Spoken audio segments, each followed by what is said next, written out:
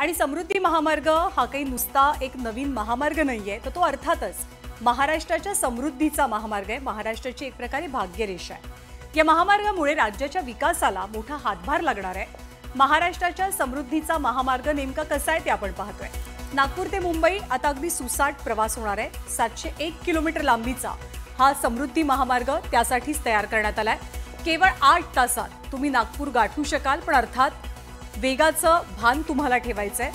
या सगळ्या दरम्यान बरेचसे उड्डाण पूल आहेत, डोंगर दऱ्यामधले पूल आहेत, 73 ओव्हरपासेस आहेत। या सगळ्या पुलांची संख्या 73 आहे, तर ओव्हरपासेस आहेत 59।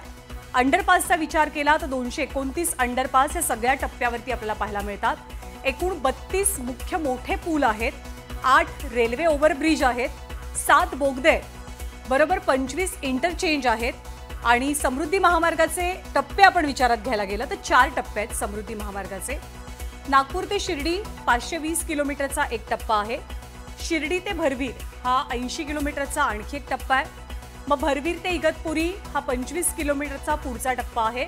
तर इगतपुरी ते आमणे हा 76 किलोमीटरचा आणखी एक टप्पा, ज्याचंच उद्घाटन किंवा लोकार्पण एक प्रकारे आज सरकारच्या वतीनं पार पाडण्यात आलं।